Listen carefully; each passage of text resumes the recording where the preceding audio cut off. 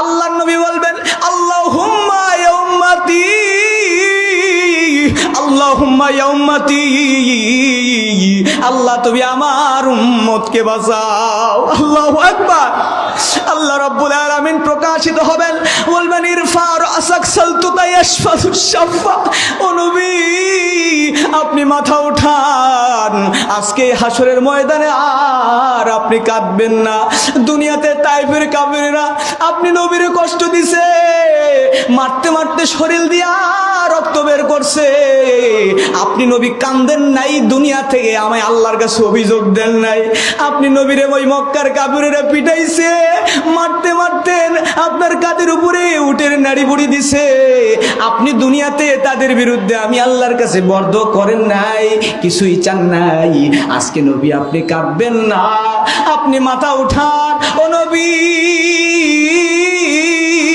আজকে আপনি মাথা উঠান, আজকে আপনি নবী আপনার উম্মতের জন্য যা চাইবেন, যা বলবেন, আমি আল্লাহ সব কবুল করে নিব।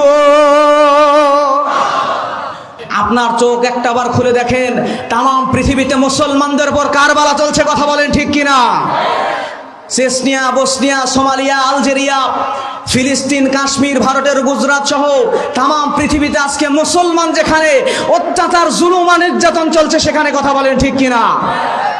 আজকে মুসলমানদেরকে দেখে মনে হয় যে মুসলমানদেরকে এই দুনিয়াতে বাঁচার কোনো অধিকারই নাই, এমনটাই মনে হয়, কথা বলেন ঠিক কিনা? প্রিয় ভাইরা, আপনি চিড়িয়াখানায় গিয়ে দেখবেন এক একটা পশু, এক একটা প্রাণীর দাম 1 থেকে 1.5 কোটি টাকা। এই প্রাণীকে দেখতে গেলে টিকিট কাটতে হয়। একই প্রাণী বনের মধ্যে অসুস্থ হয়ে যদি মরেও যায়, দেখার মতো কেউ নাই। একটা পালিত কুকুর, এই কুকুর অসুস্থ হলে মালিক সতর্ক হয়ে যায়, অথচ রাস্তার মধ্যে রাস্তার কুকুর অসুস্থ হয়ে মরে গেলেও খোঁজ নেওয়ার কেউ নাই, কথা বলেন ঠিক কিনা? আজকে মুসলমানদের অবস্থা তাম দুনিয়াতে হয়ে গেছে ওই রাস্তার কুকুরের নেই, মুসলমানরা অসহায় হয়ে গেছে, মুসলমানদেরকে খোঁজ নেওয়ার কেউ নাই। অথচ একজন খ্রিস্টানের গায়ে হাত দিলে আমেরিকা খেপে যায়, একজন ইহুদির গায়ে হাত দিলে ইসরায়েল খেপে যায়, একজন বৌদ্ধর গায়ে হাত দিলে চায়না, জাপান খেপে যায়, একজন হিন্দুর গায়ে হাত দিলে ভারত খেপে যায়। অথচ একজন মুসলমানদের উপর তাম পৃথিবীতে কারবালা চলছে, দেখার মতো কেউ নাই, কথা বলেন ঠিক কিনা? ও কাউনিয়ার মুসলমানের, এখনো যদি আপনারা চুপ করে থাকেন, আল্লাহর জমিন, আল্লাহর দিন বাস্তবায়নের জন্য যদি কাজ না করেন, কালকে আপনার চোখের সামনে আপনার ছেলেকে হত্যা করবে, আপনার চোখের সামনে আপনার মেয়েকে ধর্ষণ করবে, আপনি প্রতিবাদ করার ভাষা খুঁজে পাবেন না, কথা বলেন ঠিক কিনা? অতএব আগামীকাল যদি ডাক আসে আল্লাহর জমিন, আল্লাহর দিন বাস্তবায়ন করার জন্য, কোরআনকে সংসদে নিয়ে যাওয়ার জন্য, বুকের তাজা রক্ত যদি রাজপথে ঢেলে দেওয়া লাগে, ও কাউনিয়ার মুসলমান কারা কারা রাজি আছেন 2 হাত উঁচু করে দেখান। প্রিয় ভাইরা,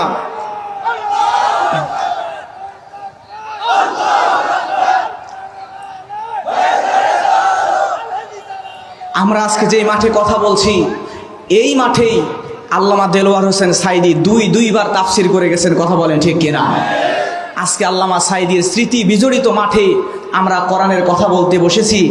প্রিয় ভাইরা, আমি বলতে চাই, হযরত ইব্রাহিম আলাইহিস সালাতু ওয়াস সালামকে আগুন পারানায় পোড়াইতে, হযরত ইসমাইল আলাইহিস সালাতু ওয়াস সালামকে ধারালো ছুরি পানায় জবাহ করতে, হযরত মূসা আলাইহিস সালাতু ওয়াস সালামকে বিশাল সমুদ্র পারানায় ডুবাইতে, হযরত ইউনূস আলাইহিস সালামকে বিশাল মাছ পারানে হজম করতে, কথা যেমন সত্য, আল্লামা সাইদির বাংলাদেশে আজ হোক কাল হোক বাংলার পূর্ব দিগন্তে কালেমার পতাকা পক পক করে উঠবে, জোরে বলেন কথা ঠিক কিনা? এই কোরআনের মাহফিলে আমরা আল্লাহর কাছে দোয়া করছি, আমাদের জীবদ্দশায় যেন এই বাংলাদেশটা কোরআন দিয়ে চলছে এটা দেখে যেন আমরা মরতে পারি। আল্লাহ কবুল করুন, জোরে বলেন আমিন। প্রিয় ভাইরা, তেলাওয়াত করেছি কোরআন মাজিদের সর্বকনিষ্ঠ সূরা, সবচাইতে ছোট্ট একটা সূরা। আপনারা জ্ঞানী বিচক্ষণ মানুষ, স্মার্ট মানুষ, বলেন তো সূরাটির নাম কি? সূরাতুল কাউসার। মেরাজের রাত্রিতে আল্লাহর হাবিব সাল্লাল্লাহু আলাইহি ওয়াসাল্লাম লক্ষ্য করে দেখলেন জান্নাতের ভিতর থেকে 4টা নহর একত্রিত হয়ে প্রবাহিত হচ্ছে। জিবরাইল আমিন বললেন, ইয়া রাসূলুল্লাহ, এইটা হলো হাউজে কাউসার, যে হাউজে কাউসারের পানি একজন উম্মত যদি হাসরের ময়দানে একবার যদি হাউজে কাউসারের পানি পান করে, তাহলে 50,000 বছর ওই ব্যক্তির ক্ষুধা তৃষ্ণা পিপাসা লাগবে না। সুবহানাল্লাহ। আল্লাহর নবী সঙ্গে সঙ্গে হাত তুলে আল্লাহর কাছে বলেন, রব্বুল আলামিন, এই নিয়ামত থেকে আপনি আমাকে বঞ্চিত করবেন না। জিবরাইল আমিন সঙ্গে সঙ্গে বললেন, ইয়া রাসূলুল্লাহ, অলরেডি আল্লাহ রাব্বুল আলামিন এই কাউসারটা আপনার জন্য বরাদ্দ করেই দিয়েছেন। সুবহানাল্লাহ। এই কাউসারটা কি? আল্লাহর নবী বলেন, হুয়া নাহরুন আতানিহি রাব্বি আযজা ওয়া জাল্লা ফিল জান্নাতি। এই কাউসারটা হলো এমন একটা জান্নাতের ঝর্ণা, যেই জান্নাতের ঝর্ণা আল্লাহ রাব্বুল আলামিন আমাকে দান করেছেন। জোরে বলেন আল্লাহু আকবার। নবী বলেন, তরিদু আলাইহি উম্মতি ইয়াউমাল কিয়ামাত আনিয়াতুহু আদাদুল কাওয়াকিবি ইখতালিতুল আবদু মিনহুম ফাআকুলু ইয়া রাব ইন্নাহু মিন উম্মতি ফায়াকালু ইন্নাকা লা তাদরি মা আহদাসা বা'দাকা ইয়া রাসূলুল্লাহ। জোরে বলেন সুবহানাল্লাহ।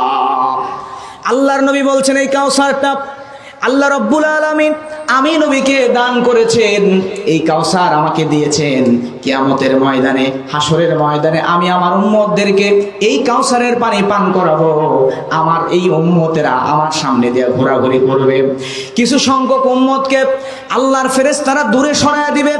সঙ্গে সঙ্গে আমি আল্লাহর কাছে বলবো, ফাকুলু ইয়া রাব ইন্নাহু মিন উম্মতি, হে রব, এরা হলো আমার উম্মত, তাদেরকে আমি হাউজে কাউসারের পানি পান করাতে চাই। সঙ্গে সঙ্গে আল্লাহ রাব্বুল আলামিন বলবেন, ইয়া রাসূলুল্লাহ, ও আমার হাবিব, তাদেরকে আপনি পানি পান করাতে পারবেন না। কারণ হলো দুনিয়া থেকে আপনি ইন্তেকাল করার পরে, আপনার বিদায়ের পরে দুনিয়ার জমিনে এই মানুষগুলো এমন কিছু বিদআত করেছিল, যার কারণে আমি আল্লাহ তাদেরকে আপনার উম্মত থেকে খারিজ করে দিয়েছি। আমি বলি, দুইটা কাজ যদি আপনি করতে পারেন, একটা শিরিক মুক্ত ঈমান আর বিদআত মুক্ত আমল, এই দুই কাজ যদি আপনি করতে পারেন, তাহলে আল্লাহ সুবহানাহু ওয়া তাআলা আপনাকে জান্নাত দেবেনই ইনশাআল্লাহ। জোরে বলেন ইনশাআল্লাহ। আমার ভাইয়েরা, তুরাবুহু মিশকুন আবিয়াদু মিনাল লাবান ওয়া হাল্লা মিনাল আসাল। এই হাউজে কাউসারের নিচের মাটিটাও হবে মিশকম্বরের। জোরে বলেন সুবহানাল্লাহ। এবং এই হাউজে কাউসারের পানিটা হবে দুধের চাইতেও সাদা, মধুর চাইতেও মিষ্ট। জোরে বলেন সুবহানাল্লাহ। আল্লাহর নবী আর এক জায়গায় বলছেন, ইন্না উম্মতি ইয়াউমাল কিয়ামাতি গুররাম মুহাজ্জিলিনা মিন আথারিল উযু ফামান ইসতাতা মিনকুম আইয়ুতিলা হুররাতাহু ফালইয়াফাল। আল্লাহর নবী বলছেন, নিশ্চয় আল্লাহ সুবহানাহু ওয়া তাআলা আমাকে যেই কাউসার দান করবেন, কিয়ামতের ময়দানে আমার এই উম্মতগুলা যারা ওযু করেছে, ওযুর পানি যেই জায়গায় লেগেছে ওই জায়গা থেকে নূরের চমক জ্বলবে। এই নূরের চমক দেখে দেখে আমার উম্মতদেরকে আমি নবী কাউসারের পানি পান করাবো। ধরে বলেন সুবহানাল্লাহ। তাহলে কাউসার শব্দের অর্থ এক নম্বরে আমরা পাইলাম হাউজে কাউসার। এক নম্বরে পাইলাম কি? হাউজে কাউসার। এখন প্রশ্ন আসতে পারে, কাউসার, হাউজে কাউসার, এটা আমরা দুনিয়াতে পাবো নাকি আখেরাতে? আরো জোরে বলেন, দুনিয়াতে নাকি আখেরাতে? হাউজে কাউসার পাবো আখেরাতে। দুনিয়াতে কি পাবো জানার দরকার। জোরে বলেন, আছে না নাই? দুনিয়াতে কিছু মানুষ আছে, দেখবেন লাভ ছাড়া কোনো জায়গায় যাইতে চায় না। যেখানেই যাবে 2 পয়সা লাভ থাকলে যাবে, না হলে যাবে না। এরকম মানুষ আছে না নাই? কিছু ব্যবসায়ী আছে, দেখবেন মেয়ের বাড়িতে বেড়াতেও যায় না। যদিও গেছে, যাওয়ার পরে গ্রামের মধ্যে ঘুরে বেড়াবে, কোথায় মাছের প্রজেক্ট, কোথায় গরুর প্রজেক্ট, এগুলো গবেষণা করে দেখবে কোন ব্যবসায় 2 পয়সা লাভ আছে। কথা বলেন ঠিক কিনা? আমি তো মনে করি এইরকম মানুষদেরকে যদি মৃত্যুর পরে জান্নাত জাহান্নামের মাঝখানে দাঁড় করা দেয়, দিয়ে ফেরেশতারা বলে যে, ভাই আপনার গুনাহ আর নেকি সমান সমান, আপনি চাইলে ডানে জান্নাত বামে জাহান্নাম, যেখানে ইচ্ছা আপনি চাইলে যাইতে পারেন। এ কথা যদি বলে, আমার মনে হয় দুনিয়াতে এই ধরনের ব্যবসায়ীরা ওখানে যা বলবে, ভাই ফেরেশতা, দুনিয়াতে ছিলাম ব্যবসায়ী, 2 পয়সা লাভ ছাড়া কোথাও যায় নাই, তো এখনো জান্নাত জাহান্নাম বুঝি না, যেখানে গেলে 2 পয়সা লাভ হবে ওই জায়গায় আমার ঢোকাও। কথা কোন ঠিক কিনা? তাহলে আমরা লাভ ছাড়া কোনো জায়গায় যাইতে চাই না। তাহলে কাউসার অর্থ মুফাসসিরিনে কেরামদের মতো যদি হাউজে কাউসার শুধু ধরে নেন, তাহলে দুনিয়াতে লাভ কি জানার দরকার আছে না নাই? প্রিয় ভাইয়েরা আমার, দুনিয়াতে কি লাভ এটা যদি জানতে চান, তাহলে সাবাবে নুজুল জানতে হবে। তাফসির করতে হলে 15টা ইলম প্রয়োজন হয়। ইলমুল লুগাত, ইলমুন নাহু, ইলমুস সরফ, ইলমুল ইস্তিকাক, ইলমুল মানি, ইলমুল বায়ান, ইলমুল বাদি, ইলমুল কিরাত, ইলমুল উসুলিদ্দিন, ইলমুল উসুলিল ফিকহ, ইলমুল আসবাবুন নুজুল, এরকম করে ইলমে নাসিখ মানসুখ, ইলমে হাদিস, ইলমে ফিকহ, ইলমে লাদুনি, এই 15টা ইলম লাগে। এই 15টা ইলমের মধ্যে গুরুত্বপূর্ণ একটা ইলম হলো সাবাবে নুজুল, আসবাবে নুজুল, সেটাকে আমরা বলি শানে নুজুল, ইংরেজিতে বলে ব্যাকগ্রাউন্ড অফ সূরা। এই ব্যাকগ্রাউন্ড অফ সূরা জানতে হবে। আপনারা কি কষ্ট পাচ্ছেন? সবাই একটু হাত তোলেন তো, সবাই তোলেন তোলেন তোলেন, জোরে তাকবীর দেবেন, নারায়ে তাকবীর, নারায়ে তাকবীর। হাত নামান। তাহলে বলছিলাম, আপনি দুনিয়াতে কি লাভ সূরা কাউসারের দিয়ে আল্লাহ আমাদেরকে দিলেন, জানতে হলে জানতে হবে ব্যাকগ্রাউন্ড অফ সূরাতুল কাউসার। তৎকালীন সময়ে নবীজির মাক্কি জীবনে বড় বড় 3টা সমস্যা। সবাই কথা বলবেন, কয়টা সমস্যা? 3টা সমস্যা। 1 নাম্বার সমস্যা হলো আল্লাহর হাবিব সাল্লাল্লাহু আলাইহি ওয়াসাল্লামের ছেলে সন্তান জন্ম নিলেই মারা যায়। পরপর 2 জন ছেলে সন্তান জন্ম নেওয়ার পরে মারা গেল। আমাদের ছেলে হইলেই যদি মারা যায়, আমাদের কষ্ট কম হবে নাকি বেশি হবে? 2 নাম্বার সমস্যা হলো কাফেরদের অপপ্রচার। কাফেরেরা, বিশেষ করে আস বিন ওয়াইল নামক একজন কাফের, সে এলাকার মধ্যে বলে বেড়াচ্ছে মুহাম্মদ বিন আব্দুল্লাহ হলো লেজকাটা, নির্বংশ, তার ছেলে হয় মারা যায়, তার তো একটাও ছেলে বেঁচে থাকে না। তার মানে মুহাম্মদ মারা যাওয়ার পরে তার নাম নেওয়ার মতো দুনিয়াতে কোনো মানুষ খুঁজে পাওয়া যাবে না, এবং সে মারা যাওয়ার সঙ্গে সঙ্গে তার সাথে সাথে ইসলামটাও দুনিয়া থেকে উঠে যাবে। জোরে বলেন নাউজুবিল্লাহ। 3 নাম্বার সমস্যা নবীজির কাছে মাক্কি জীবনে যে সমস্ত কাফেরেরা মাক্কি জীবনে নবীর কাছে যারা কালেমা পড়ে মুসলমান হয়ে গিয়েছে, এই নবমুসলিম সাহাবীদের উপরে কাফেরেরা চরম নির্যাতনের স্টিম রবার চালানো শুরু করে দিল। সমস্যা জোরে বলেন কয়টা? জোরে বলেন, সবাই বলেন কয়টা? 3টা। আপনারা রেসপন্স না দিলে আমি কথা বলে মজা পাবো না। সবাই জোরে বলবেন কয়টা? মনে রাখবেন, 1 নাম্বার রাসূলের ছেলে হয় আর মারা যায়। 2 নাম্বার রাসূলের বিরুদ্ধে সবাই অপপ্রচার করে যে নবী মরে গেলে ইসলাম দুনিয়া থেকে উঠে যাবে, নাম নেওয়ার মতো কেউ থাকবে না। 3 নাম্বার সমস্যা, সাহাবীরা ইসলাম কবুল করার কারণে সাহাবীদের উপর নির্যাতন। এই 3টা বড় বড় সমস্যা নবীজির কাছে। এবার বলেন, নবীজির কষ্ট কম হবে নাকি বেশি হবে? আমার ভাইয়েরা লক্ষ্য করেন, আল্লাহর হাবিবের মনের মধ্যে অনেক কষ্ট। এই চাপা কষ্ট নিয়ে আল্লাহর নবী কাবার দেওয়ালে, কাবার সামনে হাতিমের সাথে আল্লাহর নবী হারাল দিয়ে বসে আছেন। আল্লাহর নবীর সাহাবী আনাস রাদিয়াল্লাহু তাআলা আনহু তিনি বলছেন, আল্লাহর নবী কাবার দেওয়ালের সঙ্গে হাতিমের সঙ্গে পিঠ লাগায়া হালান দিয়ে আছে। এমন সময় ওয়াদাবাসনা হাওলা, আমরা সাহাবীরা নবীর চারিদিকে গোল হয়ে বসলাম। এমন সময় লক্ষ্য করে দেখলাম আল্লাহর হাবিব সাল্লাল্লাহু আলাইহি ওয়াসাল্লাম যেই জায়গায় হালান দিয়ে শোয়া, আল্লাহর নবীর চোখটা বন্ধ করলেন। আমরা মনে করলাম নবীজি মনে হয় ঘুমিয়ে গিয়েছেন, নবীজি মনে হয় ঘুমিয়ে গিয়েছেন। কিন্তু লক্ষ্য করে দেখলাম আল্লাহর নবীর চোখের মধ্যে পানি দেখা যায়। কিছুক্ষণ পরে আল্লাহর নবী চোখ খুললেন আর মুস্কি হাসি দিয়ে বললেন, সাহাবীরা রে, এই মুহূর্তে আল্লাহ রাব্বুল আলামিন আমার উপরে 3 আয়াত বিশিষ্ট সূরাতুল কাউসার নাজিল করে ফেলেছেন। সুবহানাল্লাহ। বুঝবেন নবীর চোখে কি? কথা বলেন, চোখে কি আর মুখে কি? হাসি। একটা মানুষের চোখের পানি আর মুখের হাসি একসাথে থাকতে পারে না। কাঁদলে চোখে পানি আসবে, হাসলে মুখে হাসি আসবে, কিন্তু চোখেও পানি মুখেও হাসি। এর ভিতরে একটা রহস্য, জোরে বলেন, আছে না নাই? এই রহস্য জানেন কে? আরো জোরে বলেন কে? রহস্য কি? আল্লাহ জানেন আর আল্লাহর হাবিব জানেন, সাহাবীরাও জানে না, আমরাও এখনো পর্যন্ত জানি না। কথা বলেন ঠিক কিনা? এখন এই রহস্য যদি জানতে চান তাহলে সূরার ভিতরে ঢুকতে হবে। কথা বলেন ঠিক কিনা? মনে করেন কাউনিয়ার একজন আর আরেকজন ঢাকায় একজন বিজনেসম্যান আর কাউনিয়ার আপনাদের এলাকার একজন কৃতি সন্তান, 2 জন বন্ধু। এই 2 জন বন্ধু অনেক দিনের বন্ধুত্ব। কাউনিয়ার বন্ধু হঠাৎ করে ঢাকার বন্ধুকে ফোন দিছে, দেওয়ার পরে বলছে, বন্ধু আমি তো একটা বিপদে পড়ছি, আমার ছেলে গ্র্যাজুয়েশন শেষ করেছে, কয়েক বছর হইল, কিন্তু তার কোনো চাকরি বাকরি হয় না, তুমি একটা চাকরির ব্যবস্থা করো। ঢাকার বন্ধু বিজনেসম্যান, বড় বিজনেসম্যান, বলছে ঠিক আছে, ব্যবস্থা হলে ফোন দিব। কয়েকদিন পরে ঢাকার বন্ধু ফোন দিছে, দিয়ে বলতেছে, দোস্ত ব্যবস্থা হয়ে গেছে, পাঠায়া দাও, ব্যস্ত আছি, পরে কথা হবে। সুবহানাল্লাহ বলেন। বিপত্তি বাঁধলো তখন। ফোনটা আসলে যে বন্ধুর কাছে দিছে, বন্ধু ধরে নাই, ফোন ধরছে বন্ধুর নাতি। এখন নাতি চিন্তা করে, এটা কি কোনো ফোন হলো যে বন্ধু ব্যবস্থা হয়ে গেছে, পাঠিয়ে দাও, ব্যস্ত আছি, পরে কথা হবে? এটা কি কোনো ফোন হলো? এখন নাতি ফোনটা নিয়ে গেছে নানার কাছে, যা বলতেছে, নানা এই যে আমাকে ফোন দিয়েছিল, আপনাকে ফোন দিয়েছিল, দেওয়ার পরে বলতেছে যে ব্যবস্থা হয়ে গেছে, পাঠিয়ে দাও, ব্যস্ত আছি, পরে কথা বলবে। নানা এটা কি কোনো ফোন হলো? নাতির কথা নানা শুনে মুস্কি মুস্কি হাসতেছে। আসলে বলেন, নানা তার বন্ধুর কথা বুঝতে পেরেছে কি পারে নাই? নানা কিন্তু বুঝেছে, নাতি বুঝতে পারে নাই। বন্ধুর কথা বন্ধু বুঝতে পেরেছে। ঠিক তেমন করে আল্লাহ রাব্বুল আলামিন সূরাতুল কাউসার কেন দিলেন?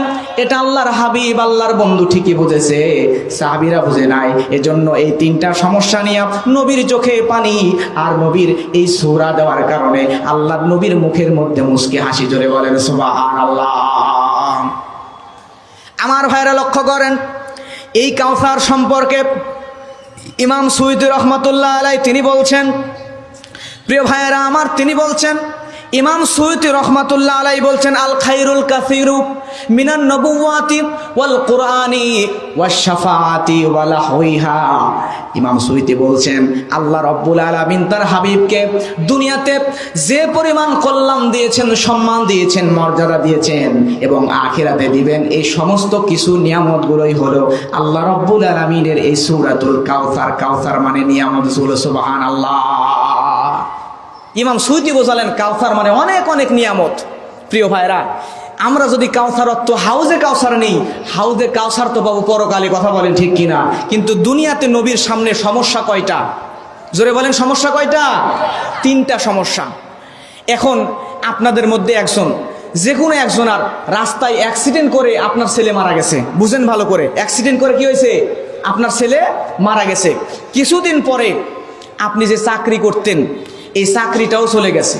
আরও কিছুদিন পরে আপনার এলাকার সামাজিক সমস্যা, এ কারণে এলাকার লোকজন মিলে আপনার বাপরে, আপনার স্ত্রী সন্তানরে, পরিবারের লোকজনরে পিটাচ্ছে ধরে। এখন এই তিনটা সমস্যা আপনার সামনে। এ অবস্থায় আমি যদি নাটোরের কাঁচাগোল্লা, বগুড়ার দই আর টাঙ্গাইলের চমচম আপনার সামনে এনে বলি, ভাই খান, আচ্ছা বলেন তো ওইটা মুখে দিলেও গলা দিয়ে কি নিচে নামবে? এখন যদি ওইগুলো আমি সামনে রাখি, রাখার পরে আপনারা যদি বলি যে ভাইজান আপনার যে তিনটা সমস্যা, এই তিনটা সমস্যার সমাধান আমি করে দিব, এখন বলেন আগে কি নাটোরের কাঁচাগোল্লা, বগুড়ার দই, টাঙ্গাইলের চমচম খাবেন, নাকি ওই তিনটা সমস্যার সমাধান নেবেন? সমস্যা সমাধান নেবেন। আমার প্রিয় ভাইয়েরা, এখন কাউসার মানে যদি হাউজে কাউসার অর্থ করেন, হাউজে কাউসার পাবেন আখিরাতে, কিন্তু দুনিয়াতে নবীজির সামনে বড় বড় তিনটা সমস্যা। এই তিনটা সমস্যার সমাধান আল্লাহ রাব্বুল আলামিন এই সূরাতুল কাউসার দিয়ে করে দিলেন। চিৎকার দিয়ে বলেন সুবহানাল্লাহ। আল্লাহ বলছেন, ইন্না আ'তাইনাকাল কাউসার, হে নবী আমি আপনাকে কাউসার দান করেছি। ইমাম সুয়ুতী বলছেন, আল খায়রুল কাসীরু মিনান নবুওয়াতি ওয়াল কুরআনি ওয়াশ শাফাআতি ওয়া লাহওয়িহা। জোরে বলেন আল্লাহু আকবার। আল্লাহ রাব্বুল আলামিন তার হাবিবকে কল্যাণ দিয়েছেন, সম্মান দিয়েছেন, মর্যাদা দিয়েছেন। এই সম্মান, কল্যাণ, মর্যাদা দুনিয়া এবং আখিরাতের মিলাই হলো কাউসার। জোরে বলেন সুবহানাল্লাহ। আল্লাহ রাব্বুল আলামিন তার হাবিবকে কি পরিমাণ সম্মান দিয়েছিলেন। সাহাবীরা আল্লাহর হাবিবের চোখের দিকে চোখ দিয়ে পর্যন্ত কথা বলতো না, নবীর সঙ্গে বেয়াদবি হয়ে যায় কিনা। আমার ভাইয়েরা, আল্লাহর হাবিবকে কি পরিমাণ সম্মান দিয়েছিল। আল্লাহর হাবিব সাল্লাল্লাহু আলাইহি ওয়াসাল্লাম, আল্লাহর নবীর গায়ের মধ্যে যে ঘামগুলো হতো, এই ঘামগুলা সাহাবীরা আতর বানায়া সুগন্ধি হিসাবে ব্যবহার করতো। সুবহানাল্লাহ। তাবারিনীর মধ্যে একটা ঘটনা এসেছে, একজন দরিদ্র ব্যক্তি আল্লাহর হাবিবের কাছে আসলেন। আসার পরে বললেন, ইয়া রাসূলুল্লাহ আমার মেয়ের বিবাহ, একটু সুগন্ধির প্রয়োজন, এই সুগন্ধির ব্যবস্থা যদি আপনি করে দিতেন। আল্লাহর নবী বললেন, আগামীকালকে একটা সুগন্ধির শিশি নিয়া, আতরের একটা শিশি নিয়া তুমি আমার কাছে আসবা। লোকটা পরের দিন আসলো। আসার পরে আল্লাহর হাবিব সাল্লাল্লাহু আলাইহি ওয়াসাল্লাম নিজের বাহুর মধ্যে থেকে ওই শিশির মধ্যে ঘাম ভর্তি করে দিল। দেওয়ার পরে বলল, ও লোক, এই ঘাম ভর্তি শিশি নিয়ে যাও, তোমার মেয়ের বিয়েতে সুগন্ধি হিসাবে ব্যবহার করে। সুবহানাল্লাহ। ওই লোকটা নিয়ে গেল, যাওয়ার পরে মেয়ের বিয়েতে নবীজির ঘাম সুগন্ধি হিসাবে ব্যবহার করলো। করার পরে আমার ভাইয়েরা, কয়েকদিন পার হয়ে গেল, কিন্তু বিয়ে চলে গেছে, কয়েকদিন পার হয়ে গিয়েছে, কিন্তু ওই লোকটার বাড়ি থেকে নবীজির ঘামের সুগন্ধ চলে যায় না। এমনকি রাস্তা দিয়ে যেই মানুষই হেঁটে যায়, ওই বাড়ির মধ্যে থেকে এমন জান্নাতি সুঘ্রাণ বের হয়, শেষ পর্যন্ত লোকেরা ওই বাড়িটিকে সুগন্ধ ভিলা নাম দিয়ে দিয়েছিল। সুবহানাল্লাহ। এত পরিমাণ সম্মান আল্লাহ তাআলা দিয়েছেন। এমন মর্যাদা আল্লাহ দিয়েছেন। নবীজি বসা, নবীজির সামনে সাহাবীরা বসা। এমন সময়ে সাহাবীদের গলার আওয়াজ নবীজির কণ্ঠের একটু উপরে চলে গিয়েছে। আল্লাহ তাআলা বরদাস্ত করতে পারেন নাই। সঙ্গে সঙ্গে আল্লাহ রাব্বুল আলামিন সূরা হুজরাতের মধ্যে আয়াত নাজিল করে দিলেন। আল্লাহ রাব্বুল আলামিন বলেন, ইয়া আইয়ুহাল্লাযীনা আমানু লা তারফাউ আসওয়াতাকুম ফাওকা সাওতিন নাবিয়্যি ওয়া লা তাজহারু লাহু বিল কওলি কাজহরি বা'দিকুম লিবা'দিন আন তাহবাতা আমালুকুম ওয়া আনতুম লা তাশউরুন। আল্লাহ রাব্বুল আলামিন বলেন, হে ঈমানদারেরা, তোমাদের কণ্ঠের আওয়াজ যেন আমার হাবিবের কণ্ঠের উপরে উঠে না যায়। আমার রাসূলের কণ্ঠের উপরে তোমাদের কণ্ঠের আওয়াজ যদি উঠে যায়, তাহলে আমি আল্লাহ রাব্বুল আলামিন তোমাদের জীবনের সমস্ত আমলগুলো বরবাদ করে দিব। জোরে বলেন আল্লাহু আকবার। আল্লাহ রাব্বুল আলামিন আল্লাহর হাবিবকে শাফায়াতের মর্যাদা দিয়ে দিয়েছেন।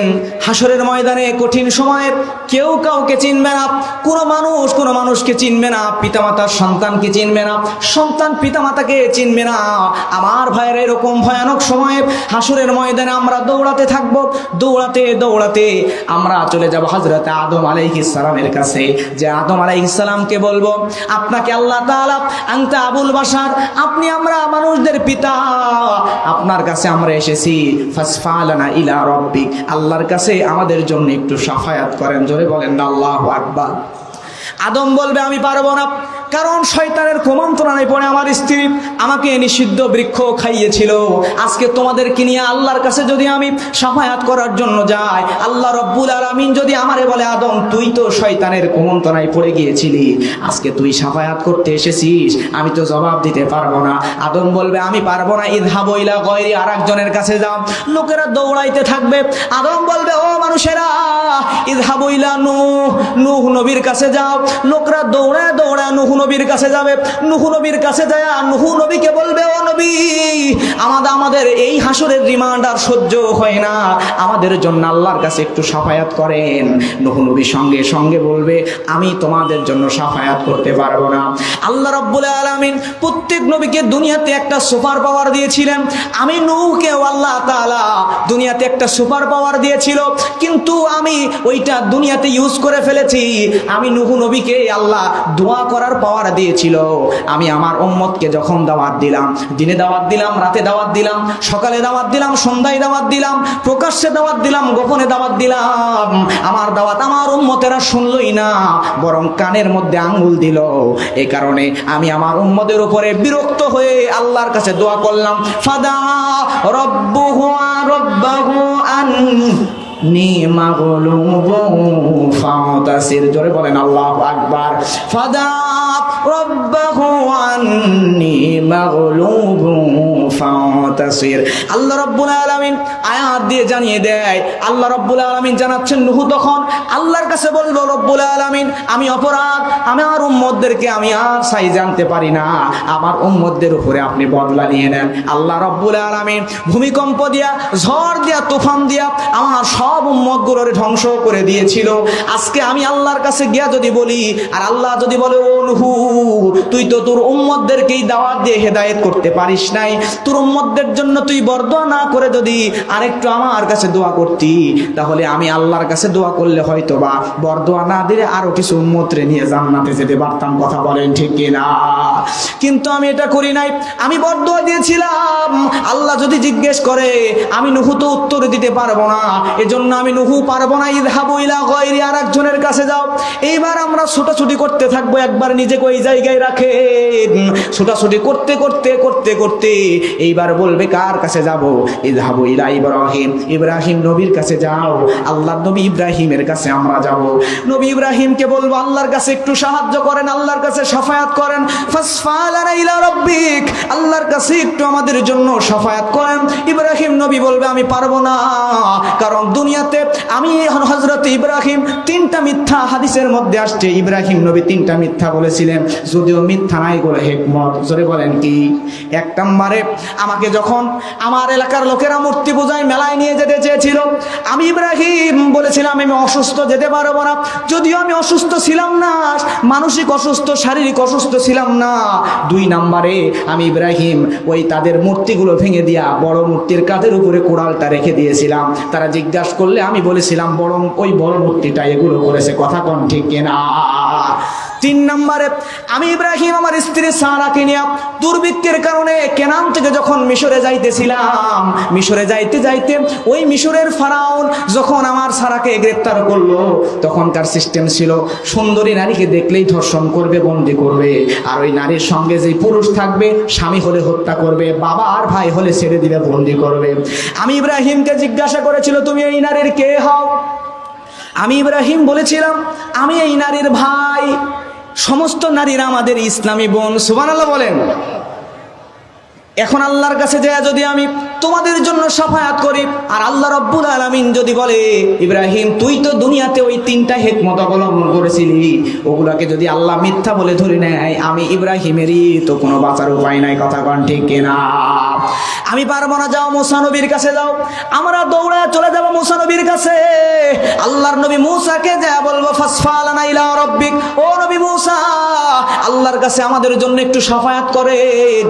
নবী মুসা বলবে আমিও পারবো না, আমিও পারবো না। কারণ হলো আল্লাহ রাব্বুল আলামিনের একজন বান্দাকে আমি হত্যা করেছিলাম। আনা কাতালতু কিপ্তি, আমি একজন কিপ্তিকে হত্যা করেছিলাম, ইচ্ছাকৃত নয়। কিন্তু আল্লাহ ওটাকে যদি হত্যা বলে ধরে নেয়, তাহলে আমি মুসারও তো বাঁচার কোনো উপায় নাই। অতএব ও দুনিয়ার মানুষ, আমি তো পারবো না, তোমরা আর একজনের কাছে যাও। কার কাছে যাব? আমরা হাসরের ময়দানে কাঁদবো আর দৌড়াতে থাকবো। দৌড়াতে দৌড়াতে নবী ঈসার কাছে চলে যাব। নবী ঈসার কাছে গেলে নবী ঈসা বলবে আমিও পারবো না। আল্লাহু আকবার, জোরে বলেন আল্লাহু আকবার। নবী ঈসা বলবে আমিও পারবো না, আমিও পারবো না। কারণ হলো দুনিয়ার মানুষরা আমি ঈসাকে আল্লাহর পুত্র বলতো, আজকে আমি ঈসা তোমাদের জন্য আল্লাহর কাছে যায় শাফায়াত করব। আর আল্লাহ যদি বলে ও ঈসা খ্রিস্টানরা তোরে কেন আমি আল্লাহর পুত্র বলতো, আমি ঈসা তো কোনো জবাব দিতে পারবো না। এজন্য আমি ঈসাও যেতে পারবো না আল্লাহর কাছে, আমি ঈসাও পারবো না। ইযহাবু ইলা গায়রি, আর একজনের কাছে দাও। আমরা চোখের পানি ছেড়ে দিয়ে কাঁদবো। ওই হাসরের ময়দান আমাদের সহ্য হবে না। এমন সময় কাঁদতে কাঁদতে হয়রান হয়ে যাব। এমন সময় আল্লাহর নবী ঈসা বলবে ও নবীর উম্মতেরা, আজকে আমরা কেউ তোমাদের বাঁচাইতে পারবো না। আজকে তোমাদের বাবা মা ভাই বোন আত্মীয় স্বজন কেউ তোমাদের কোনো কাজে আসবে না। আজকে কোনো নবীও তোমাদের কোনো কাজে আসবে না। আজকে যদি তোমরা বাঁচতে চাও এই হাসরের কঠিন মুসিবতের সময়, একজন মানুষই পারে তোমাদেরকে বাঁচাইতে, তিনি আর কেউ না, নবী মুহাম্মদুর রাসূলুল্লাহ সাল্লাল্লাহু আলাইহি ওয়াসাল্লাম। সব মানুষরা দৌড়ায় চলে যাবে। আমরা কাঁদতে কাঁদতে যাই আল্লাহর নবীর কাছে যা বলবো ও রব নবী ফাসফালানা ইলা রাব্বিক, আল্লাহর কাছে আমাদের জন্য একটু শাফায়াত করেন। সঙ্গে সঙ্গে আল্লাহর নবী আরশের ছায়ার নিচে সেজদা অবস্থায় থাকবে। আল্লাহর নবী মাথা উঠাবেন, আমরা বলবো ফাসফালানা ইলা রাব্বিক, নবী আল্লাহর কাছে আমাদের জন্য একটু শাফায়াত করেন। হাসরের রিমান্ডটা আমাদের সহ্য হয় না। সঙ্গে সঙ্গে আল্লাহর নবী আবার সাথে সাথে সেজদায় পড়ে যাবেন। সেজদায় যে কাঁদবেন, আল্লাহর নবী বলবেন আল্লাহুম্মা ইয়া উম্মতি, আল্লাহুম্মা ইয়া উম্মতি, আল্লাহ তুমি আমার উম্মতকে বাঁচাও। আল্লাহু আকবার।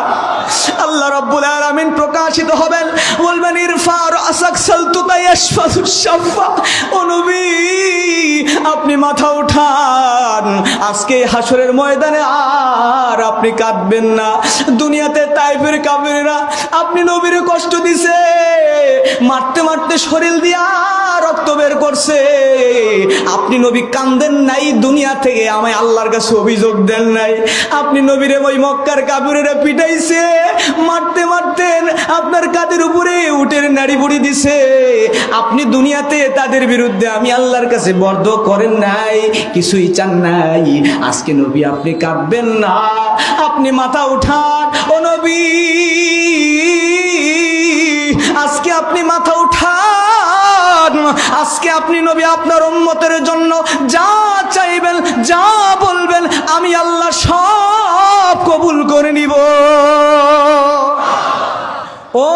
দুনিয়ার মানুষেরা এত মর্যাদা আল্লাহ তার নবীকে দিছেন, এই শাফায়াতের মর্যাদা আল্লাহ রব্বুল আলামিন তার নবীকে দিয়ে রেখেছেন। কিন্তু এই কাফা কাউসার বলতে কাফায়ে কাসির কাসরা অনেক অনেক নিয়ামত আল্লাহ আমার নবীকে দুনিয়াতেও দিয়েছেন, আখিরাতেও দিবেন। জোরে জোরে বলেন সুবহানাল্লাহ। কাউসার কাসির কাসরা অনেক অনেক নিয়ামত। কতটা নিয়ামত দেখেন। এখন বলছিলাম মক্কায় তৎকালীন সময় সমস্যা কয়টা? তৎকালীন সময় মক্কার মধ্যে সমস্যা তিনটা। এক নাম্বার সমস্যা হলো আল্লাহর নবীর ছেলে হয়, ছেলে হলেই মারা যায়, পরপর একজন দুইজন তিনজন ছেলে নবীর মারা গেল, ছেলে দুনিয়াতে থাকে না। আল্লাহ রাব্বুল আলামিন কাউসার দিয়ে বলাচ্ছেন কাসির কাসরা অনেক অনেক অনেক নিয়ামত দিলাম। আল্লাহ জানাচ্ছেন নবী আপনার সন্তানগুলোকে, তিনটা সন্তানকে পরপর আমি উঠায় নিলাম। তিনটা কারণে। কয়টা কারণ? মুফাসসিরগণ বলছেন তিনটা কারণে উঠায় নিলাম। এক নাম্বার কারণ হলো নবী দুনিয়াতে যদি আমি আল্লাহ আপনার সন্তান ছেলে সন্তানকে জীবিত রাখতাম, তাহলে আপনি ইন্তেকালের পরে দুনিয়ার মানুষরা, অবাধ্য মানুষরা আপনার ছেলেকে গদ্দিনশীল নবী বানায়া দিত। কথা বলেন ঠিক কিনা? আমাদের দেশে পীরের ছেলে পীর আছে না নাই? ডাক্তারের ছেলে ডাক্তারি পড়াশোনা না করলে ডাক্তার হতে পারে না। কথা বলেন ঠিক কিনা? জোরে আওয়াজ দিতে হবে। কথা বলেন ঠিক কিনা?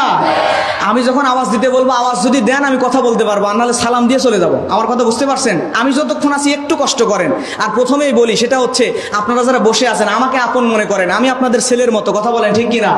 আপনার ছেলে এই চেয়ারে বসে যদি কথা বলতো, আপনি খুশি কম হতেন না গুরুত্ব কম দিতেন না বেশি দিতেন? মনে করেন আপনার ছেলে এখানে বসে কথা বলছে, একটু গুরুত্ব দেবেন ইনশাআল্লাহ। আমি বলছিলাম ডাক্তারের ছেলে ডাক্তারি মেডিকেলে না পড়লে ডাক্তার হতে পারে, ইঞ্জিনিয়ারের ছেলে ইঞ্জিনিয়ারিং না পড়লে ইঞ্জিনিয়ার হতে পারে, টিচারের ছেলে পড়াশোনা না করলে টিচার হতে পারে না। কিন্তু আমার দেশে পীরের ছেলে ইবাদত বন্দি করুক আর না করুক, দাড়ি মুছ থাকুক আর না থাকুক, সফা দাড়িও নাই মুছও নাই, সেও আবার পীরের ছেলে বড় পীর হয়ে বসে থাকে। কথা বলে ঠিক কিনা? এমন ভণ্ড আমাদের বাংলাদেশে আছে না নাই? প্রিয় ভাইয়েরা, আল্লাহ জানাচ্ছেন নবী কাসির কাসরা আপনাকে অনেক দিব। এক নম্বরে আপনার ছেলেদেরকে উঠায় নেওয়ার কারণ হলো আপনার পরে যদি আপনার কোনো পুত্র সন্তান দুনিয়াতে থাকতো, তাহলে দুনিয়ার মানুষরা তাকে গদ্দিনশীল নবী বানায় ফেলতো। কিন্তু আমি আল্লাহ আপনার পরে তো আর কোনো নবী রাসূল রাখি। আল্লাহ রাব্বুল আলামিন বলেন মা কানা মুহাম্মাদুন আবা আহাদিম মির রিজালিকুম ওয়ালাকিন রাসূলুল্লাহ ওয়া খাতামান নাবিয়্যিন। আল্লাহ রাব্বুল আলামিন আয়াত দিয়ে জানিয়ে দিচ্ছেন মুহাম্মদ তুমি কোনো পুত্রের পিতা নয়, কোনো পুরুষের পিতা আপনি নন। আল্লাহ রাব্বুল আলামিন জানিয়ে দিচ্ছেন ও নবী আপনি কোনো পুরুষের পিতা নন, আপনি আল্লাহর রাসূল এবং সর্বশেষ নবী। জোরে বলেন সুবহানাল্লাহ। এখন যদি নবীর পরে নবীর ছেলে থাকতো, দুনিয়ার অবাধ্য কিছু মানুষ নবীর ছেলেকে গদ্দিনশীল নবী বানায় দিত। এই জন্য আমি আল্লাহ আপনার ছেলেদেরকে দুনিয়ায় রাখি না। আল্লাহু আকবার। দুই নম্বরে নবী আপনার ইন্তেকালের পরে আপনার সন্তানকে যদি দুনিয়াতে রাখতাম, তাহলে দুনিয়ার কিছু মানুষ আছে যারা বলতো বাপ কা বেটা সিপাহি কা ঘোড়া কুছ নেই তো থোড়া থোড়া, যেমন বাপ তেমন ছেলে, এমন কথা আমাদের সমাজে বলে কি বলে না? কিন্তু নবী দুনিয়াতে আপনার সমপরিমাণ, আপনার সমান শ্রেষ্ঠত্ব মর্যাদা দিয়া আমি আল্লাহ অতীতেও কাউকে পাঠাই নাই, বর্তমানেও কাউকে পাঠাই নাই, ভবিষ্যতেও কাউকে পাঠাবো না। আপনার মতো সম্মানিত মর্যাদাবান ব্যক্তি আর দুনিয়াতে একটাও নাই। আপনার পরে যদি আপনার সন্তান থাকতো, তাহলে মানুষরা বলতো বাপটা বেটা। আমি আল্লাহ চাই নাই আপনি নবীর রিসালাতের সঙ্গে কেউ শরীক করে ফেলো। এজন্য আল্লাহ রব্বুল আলামিন নবীজির সন্তানকে দুনিয়া থেকে উঠায় নিয়েছেন, পুত্রকে। সুবহানাল্লাহ।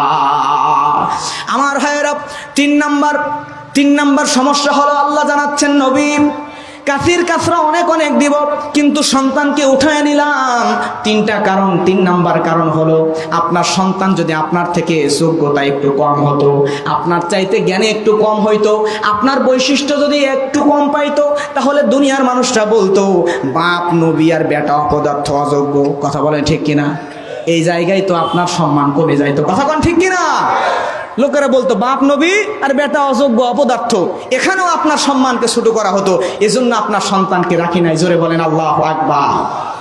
প্রিয় ভাইরা, আমাদের সমাজে দেখবেন কিছু কুটনি বুড়ি আছে, এই মহিলাগুলো এলাকায় বিবিসি সংবাদ, বিবিসি নিউজ, কোথায় কি ঘটে এর বাড়ির সাথে ওর বাড়ির সমস্ত নিউজগুলো এক জায়গায় করে দুনিয়ায় সাপ্লাই করে, কথা বলে ঠিক কিনা? এক কুটনি বুড়ি আছে, ওই মহিলা তার এলাকায় যুবকরা যখনই বিয়ে করে বউ দেখতে যায়, এরকম মহিলা আছে না নাই?